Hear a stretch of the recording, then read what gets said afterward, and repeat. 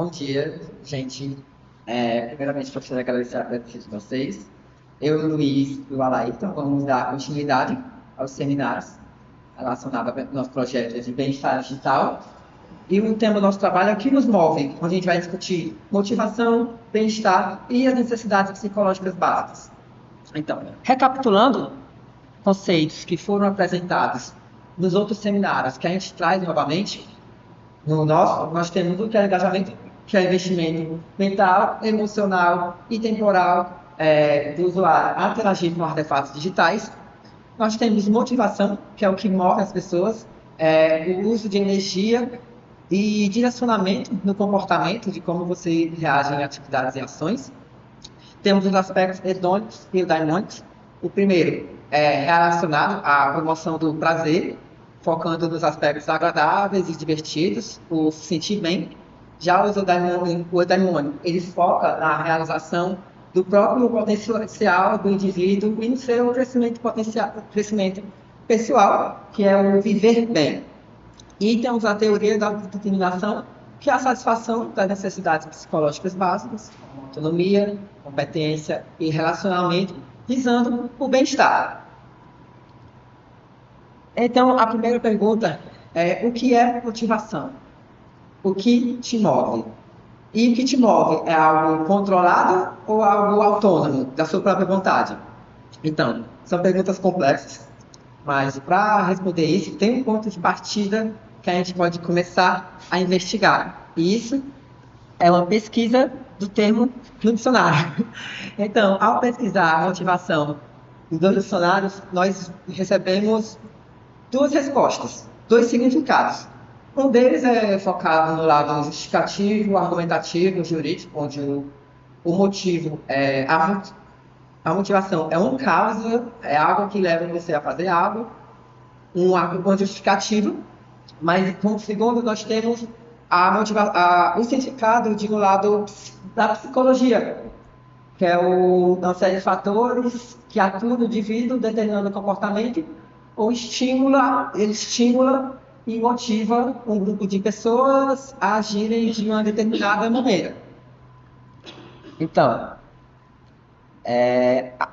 a motivação do lado da teoria da determinação, ela pode ser de diferentes tipos e fontes que afetam a qualidade e a dinâmica do comportamento.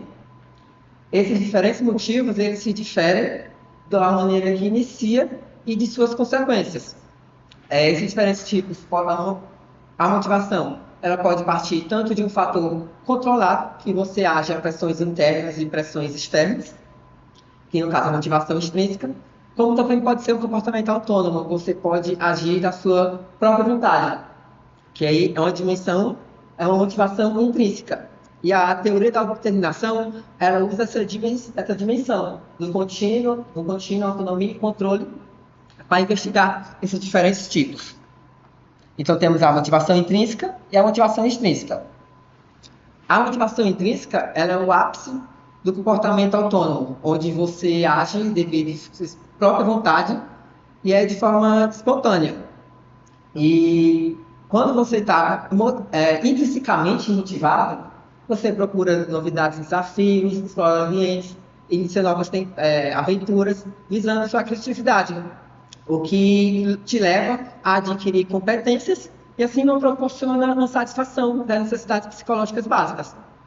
Mas quando não existe uma motivação intrínseca no seu comportamento, os processos eles são dificultados. Isso porque você perde tanta autonomia, competência e relacionamento. Ou seja, você não satisfaz suas necessidades psicológicas básicas, você as frustra. Um grande exemplo de motivação intrínseca é o jogo digital, porque você não é obrigado a jogar, você joga por prazer e de forma espontânea, o que te leva à satisfação das suas necessidades psicológicas básicas, se você não for um jogador profissional, algo do tipo. E a motivação, ela está ligada a dois termos muito importantes, que é a internalização e a integração. Porque quando somos bebês, nós agimos de uma forma autônoma. Nós fazemos o que dá vontade. Nós choramos, corremos. Eu, quando era criança, eu tenho um pedaço de saco de arroz no nariz, fui parar no hospital. Então, você faz coisas assim, né? E conforme você vai crescendo, você vai perdendo sua autonomia e você vai acabando, devido a pressões dos pais, amigos, ambientes sociais, professores, você começa a entrar na escola, esses comportamentos autônomos eles diminuem e sobem os comportamentos controlados. E a partir desse comportamento controlado, você pode internalizá-los e integrá-los no seu convívio, no seu estilo de vida. Um exemplo é quando você começa a ir para a escola, por exemplo. Você não vai, no primeiro dia de aula, você não vai de uma forma espontânea. Você vai porque seus pais levaram, porque eles têm consciência que a educação é necessária.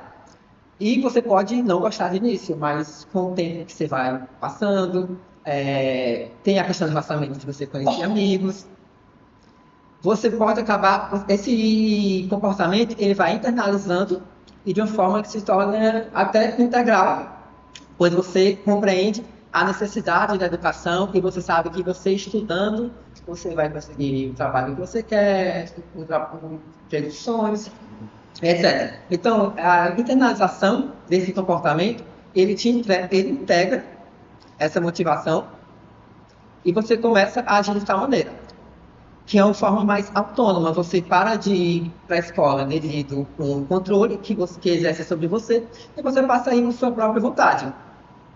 Mas nem todos os comportamentos externalizados eles são integrados. Temos tarefas domésticas, por exemplo. Você começa desde criança, você arruma o seu quarto, porque sua mãe te obriga para não deixar as coisas bagunçadas. A partir que você vai crescendo, você continua arrumando seu quarto, mas você pode nunca gostar de realizar uma tarefa doméstica. Mas você continua realizando, não devido você integrou e viu a importância e se identificou com isso.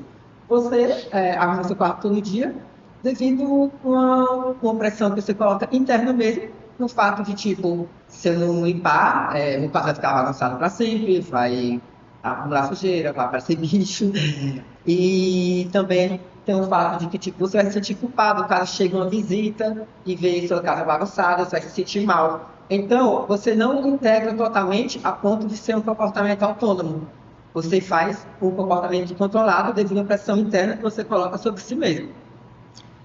E essa pressão que você coloca sobre si mesmo se encaixa na motivação extrínseca, que é o fato de você agir devido a pressões internas e externas. Dentro do contínuo autonomia e controle, a motivação extrínseca, ela se divide, porque apesar de ser uma pressão, existem tipos da motivação extrínseca que ela ocorre devido a uma forma mais autônoma, que são as integradas, que como eu falei, por exemplo, na questão da escola, você integrou esse comportamento e você vai para a escola com sua própria vontade, porque você identifica a importância disso, mas ainda tem as controladas, que como, por exemplo, a externa e a introjetada. E a regulação externa, a primeira delas, é a mais controlada de todas, porque você executa uma ação, você é motivado para fazer tal comportamento devido a uma recompensa ou uma punição. E essa regulação externa ela é bastante complicada porque ela interfere diretamente com a sua performance, porque isso se encaixa bastante na motivação. Se você agir de uma motivação, se você está pouco motivado, a sua performance ela acaba sendo uma performance fraca, porque você não bota tanto empenho suficiente. É o famoso faz de qualquer jeito. Já se você está bastante motivado, extremamente motivado, a sua performance também acaba sendo afetada e sendo fraca, porque encaixa tanto a empolgação. Você está tão empolgado em realizar as coisas que você acaba não tanto focado. Então, por isso, a motivação ela precisa ser moderada, porque isso junta tanto a criatividade como foco. Essa regulação externa ela tem pontos extremamente fracos, porque ela não é sustentada e também ela exige menos esforço. Porque, como eu falei, por exemplo, tem um exemplo de que mais tarde vocês provavelmente terão aula ou darão aula. Então, aí você vem para a aula, o motivo mais externo possível é não receber falta. É uma punição, por isso que você vem para a aula. Mas esse comportamento, ele não é sustentado, pois você pode vir para a aula, receber sua presença e sair da sala. Ou seja, você não se empenhou em executar aquele comportamento. E ele também ele não é esforçado porque você pode vir receber sua presença, mas na verdade não está aqui. Só está seu corpo e sua mente está em outro local. Então, esse lance do monitoramento, esse lance da recompensa e punição, você é motivado a realizar tal comportamento, porém você não se esforça e ele também não é sustentável.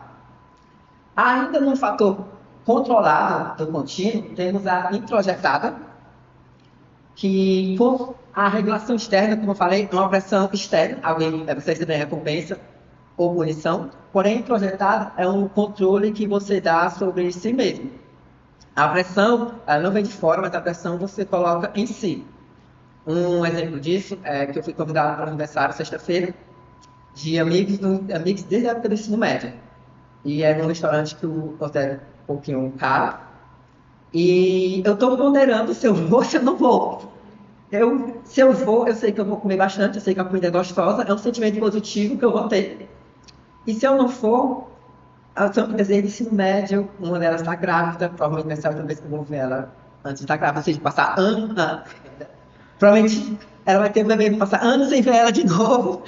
Então, eu me pondero, tipo, eu vou ficar feliz se eu for, e se eu não for, eu vou me sentir um pouco culpado porque eu não estou vendo elas. Então, é uma pressão que você coloca sobre si mesmo e, na verdade, é um controle que regula a sua ação. Ela é mais duradoura do que a externa, porque como eu falei que a externa não é sustentada, ela é mais duradoura porque envolve sentimentos.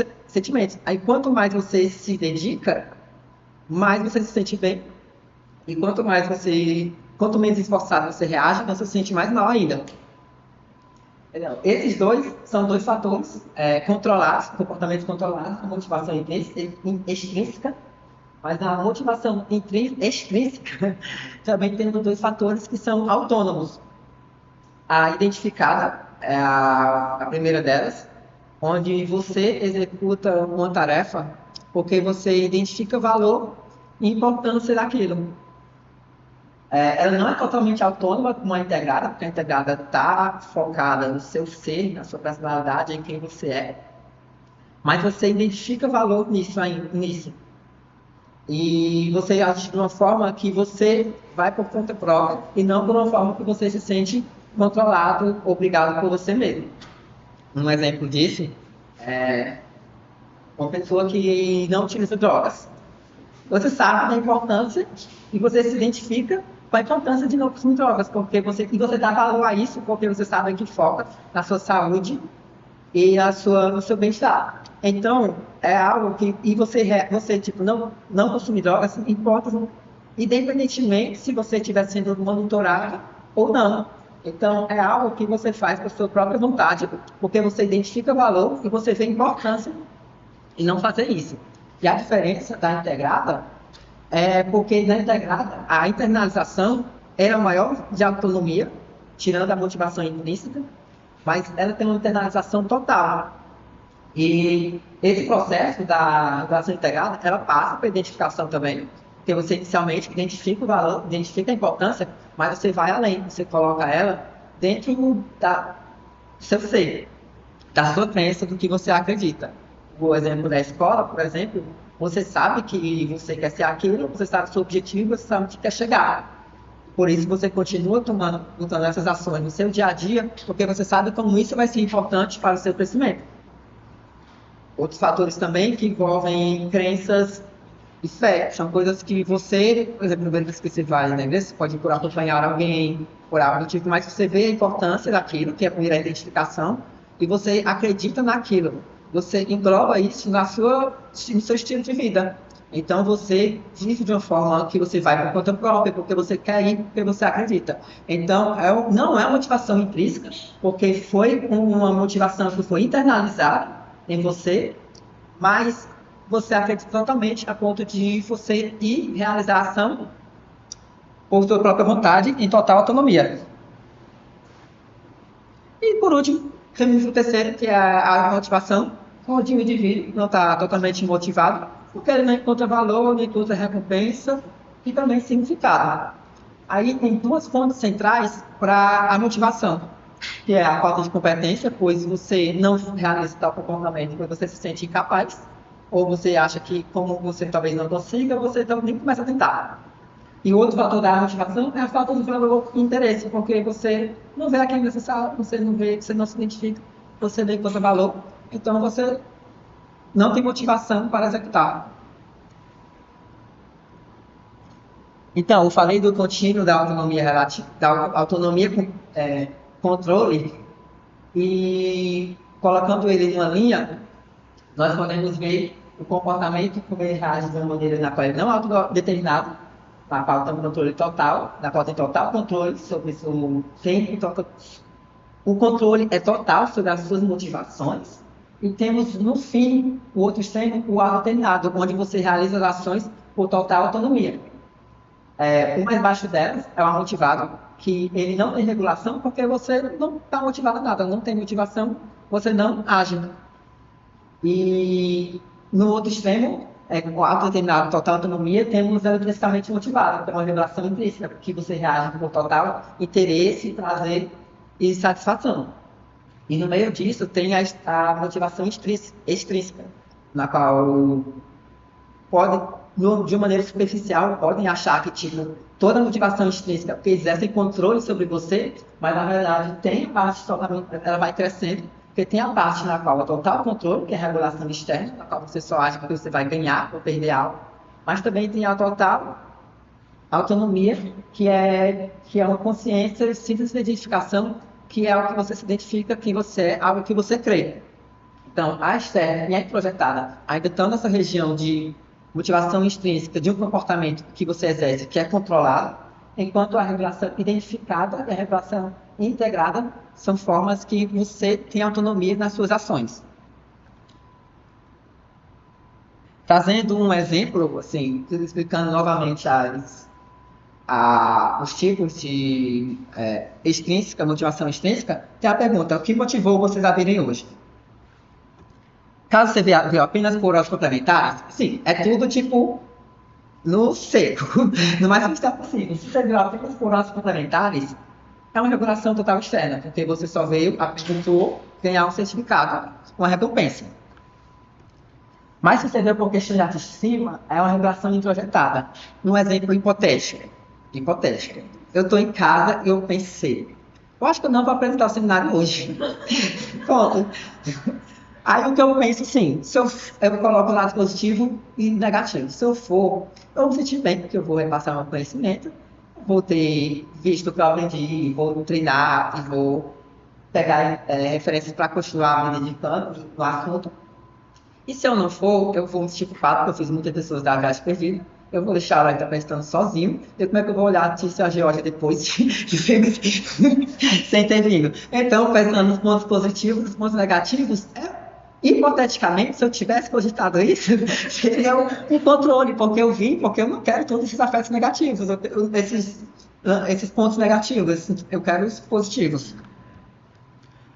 E se você reconhece a importância do tema de motivação, bem-estar, você é uma regulação, e você quer aprender sobre isso, é uma regulação identificada. Você veio de forma autônoma, porque você quer aprender, mas você se identifica com o tema, mas esse tema ainda é motivação, bem-estar, não é algo que, tipo, eu quero levar isso até o fim. Você veio por interesse ao tema e se identificar, mas não é algo que faz parte do seu ser, do que você acredita. Porque isso seria a regulação integrada, que você está aqui aprendendo sobre isso porque você busca um objetivo maior nessa área, você quer discutir, você quer conhecer, você quer trazer mais pessoas para esse assunto. Então, por esse total interesse e por ser algo que você quer seguir em frente, é a regulação integrada. E agora, o Luiz falou da motivação, a gente vai falar do bem-estar e como a gente vai alcançar essa motivação. Então, só recapitulando o que o Luiz falou, a motivação, quanto mais regulado externamente, o seu bem-estar vai ter um pior desempenho. O seu bem-estar vai ser pior e você vai ter um pior desempenho. Já quando você tem apoio de necessidades psicológicas, como a autonomia, a competência, o relacionamento, no ambiente ou em um contexto, gera maior probabilidade de internalizar a motivação. Como assim? O que são necessidades psicológicas? O que é autonomia? O que é competência? O que é relacionamento? O bem-estar, ele é afetado diretamente por essas necessidades. Então, a teoria da autodeterminação, ela explica que o impacto dessas necessidades, a satisfação dessas necessidades, causa um bom bem-estar. E, assim, uma maior motivação. E o que são necessidades? A gente entende necessidade como as necessidades físicas. Eu tenho a necessidade de beber água, eu tenho a necessidade de me alimentar. Então, a necessidade, elas são recursos. A ausência desses recursos gera prejuízo. Então, se eu não consumir água, se eu não me alimentar, eu vou ter algum problema de saúde, eu não vou estar no meu melhor dia, por exemplo, eu não vou ter um bom desempenho. Então, quando a gente fala de necessidades psicológicas e como fala a teoria da autodeterminação, a satisfação da autonomia, da competência do relacionamento faz com que o bem-estar e a motivação ela seja mais internalizada. E assim, o que é a autonomia? A autonomia ela é justamente essa prática, esse comportamento que a gente tira de todo o coração. Eu estou fazendo isso porque eu quero, eu gosto muito de fazer. E aí, vamos supor que eu quero trabalhar a autonomia em vocês. Vamos aqui começar um novo comportamento, uma nova maneira de ser. E aí eu vou conversar com você, eu vou entender a sua situação, em que situação você está. E aí eu vou compreender em que situação. E aí eu vamos lá e a gente gera possibilidades, a gente gera estratégias. E você vai olhar essa estratégia, essas possibilidades, e você vai decidir as suas ações. Não vai ser por pressões internas ou externas. Você vai autorregular suas experiências, suas ações. Então, a autonomia é essa nossa necessidade de fazer as coisas da nossa maneira. A gente tem essa necessidade de ter essa propriedade. As minhas ações são autorreguladas por mim mesmo. Eu tenho a autonomia de estar aqui hoje fazendo essa palestra, por exemplo. Então, justamente a autonomia, quando a gente coloca no domínio dos ambientes virtuais e dos jogos, a gente vê que esses aplicativos, esses dispositivos, eles oferecem, por exemplo, escolhas sobre o uso. Não existem ações do usuário sem seu consentimento. Então, essas características dos dispositivos, elas aumentam o sentimento de autonomia. A personalização também, ela gera um sentimento de autonomia. Então, essa questão de personalizar, vou personalizar um avatar, vou personalizar a plataforma, ela gera essa questão da autonomia. Mas o que pode ser que não gera a autonomia, que pode prejudicar a questão das recompensas, como o Luiz falou. Então, eu estou vindo aqui para a palestra para ganhar horas complementares. Preciso de horas complementares para me formar urgentemente. Então, é uma recompensa. É uma recompensa que está te controlando. Você precisa vir na palestra, e não é por questões de autonomia sua, né? Não cria esse senso de propriedade sua de vir para a palestra. E aí a gente também tem a competência. A gente tem a necessidade de se sentir capaz. A competência, ela pode ser frustrada em alguns momentos, principalmente quando a gente vê a competência pelo feedback. Você pode receber uma crítica pessoal. Você pode se comparar com outras pessoas. Então, a competência, ela tem muito isso de você identificar a sua maestria em fazer um comportamento, em aderir um novo estilo de vida. Então, para a gente trabalhar a competência, a gente tem muito isso, de que o desafio ideal é o desafio que você sempre vence. A competência, como eu tinha falado, ela é apoiada muito pelos elogios, o feedback positivo. Mas esse feedback é muito pela ação que você faz. Por exemplo, nos videogames, né, a gente vê a questão de como os feedbacks são importantes. A vitória, eu consegui alcançar um novo objetivo no jogo, eu passei de um novo point do jogo. Então, o feedback, ele tem principalmente que se focar no esforço e nas realizações que você teve que fazer e recebe esse feedback para a gente ter a competência, fugindo dessa comparação com as outras pessoas. E aí, para a gente projetar experiências em torno disso, quando a gente vai projetar internalizar, a gente tem que internalizar em que a maestria, a competência, ela seja dominante. E aí, o relacionamento. A gente tem a necessidade de estar conectado. A gente tem a necessidade de estou me envolvendo com outras pessoas, eu tenho uma comunidade, eu tenho um sentimento de pertencimento. O relacionamento, ele é vivenciado tanto no ato de cuidar do outro, quanto o outro cuidar de mim. Essa necessidade, ela é principalmente com a preocupação do indivíduo. Alguém se preocupa comigo. Alguém tem essa preocupação comigo. Então, eu também me preocupo com ela. O relacionamento, a gente pode identificar muito, principalmente nesse exemplo aqui. O meu professor, ele gosta de mim. O meu professor gostar de mim é diferente do gosto do meu professor. Essa ação vem do outro, é o cuidar do outro.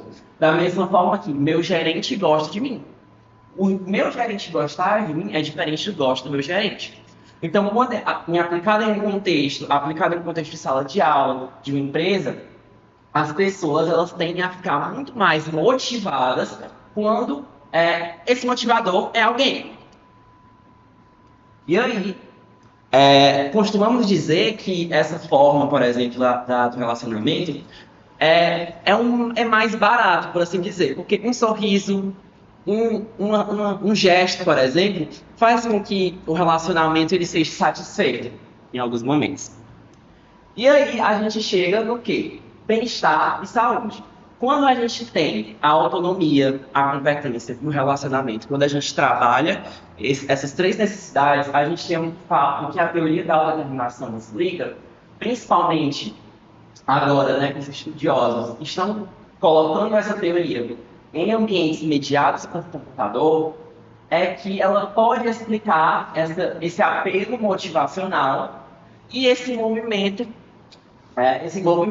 em ambientes virtuais. Então, a satisfação de necessidades estão associadas a uma menor psicopatologia e mal-estar, fazendo com que tenha uma maior realização de saúde e bem-estar psicológico. Então, trazendo para os jogos digitais, a questão da motivação, a questão da satisfação, necessidades básicas, que o Alex falou, de autonomia, competência e relacionamento, um jogo que proporciona isso proporcionado traz algo muito importante presente na experiência de jogo, que é a imersão. A imersão ela não é relacionada à qualidade gráfica do jogo, mas sim a como o jogo satisfaz as necessidades básicas do indivíduo. Quando ele se sente, quando ele tem a autonomia que ele quer, quando ele reage por sua própria vontade, competência, se sentir capaz, ser capaz de realizar, e relacionamento, cuidar e ser cuidado, ele fica mais imerso no jogo e segue a teoria do fluxo proposta por Mihaly, por exemplo, que segue o fluxo e ele não é interferido por fatores externos porque está focado no jogo. Quando ocorre a frustração das necessidades básicas, aí ele começa a perceber como esse controle é ruim, ele percebe problemas no jogo, qualquer coisinha ao redor incomoda, ele fica lembrando de coisas para fazer, porque o fluxo do jogo é quebrado. Então, satisfazer as necessidades básicas do usuário, do jogo, do jogador, é necessário para manter o jogador imerso e engajado. A satisfação em jogos ela é trazida devido a elementos presentes no jogo, um bom jogo, como imediatismo, consistência e densidade. O imediatismo é porque, como eu falei, jogar é uma motivação intrínseca. Você joga por prazer, não porque alguém te obrigou. Eu acredito que seja um dos poucos comportamentos na qual é realmente totalmente intrínseco. Se você não for jogador profissional, você é pago para jogar isso. Tem esse ponto. Se você jogar demais, então você pode entrar em uma game disorder e etc. Tópico para outros momentos. Mas então, o jogo proporciona imediatismo porque você pode jogar a qualquer hora, na hora que quiser. Você acessa o jogo pelo celular, pelo computador ou no console. Então, esse prazer, você satisfazer suas necessidades, acaba que ocorre de uma forma imediata, porque eles também são rápidos. Você recebe, como ela falou, você recebe feedbacks. O jogo é consistente, porque você recebe o que você espera, podemos dizer assim. Pessoas que gostam de jogar jogos Souls-like, como Dark Souls, por exemplo, você sabe da dificuldade do jogo, porque você gosta do desafio. Então você não se preocupa com horas e horas passando tentando avançar, porque você sabe que é difícil. E se acabar sendo fácil para você, você se sente frustrado.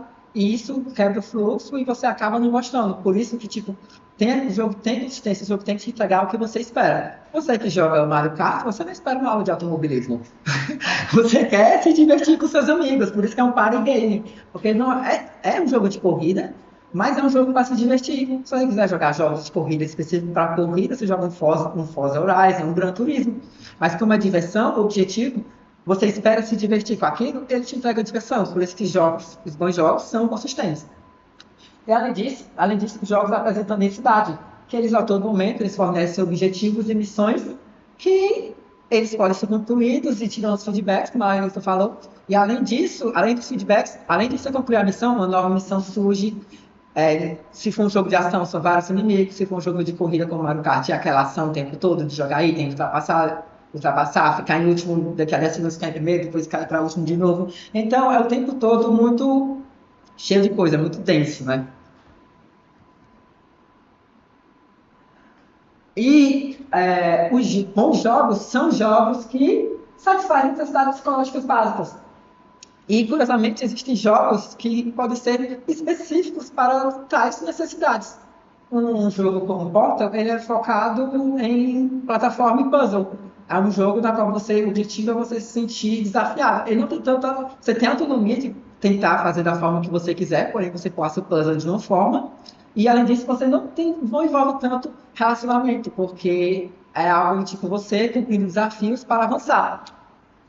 Eu coloquei Red Dead Redemption como um exemplo de jogo de autonomia, mas eu acredito que ele é um exemplo de um bom jogo, porque ele oferece os três. Mas ele oferece a questão do mundo aberto, que é a questão da exploração, a questão de você poder tomar seu próprio caminho. Você tem as missões principais, você tem as side quests, você faz isso na ordem que você quiser. Então você tem a autonomia de escolher o seu caminho dentro do jogo.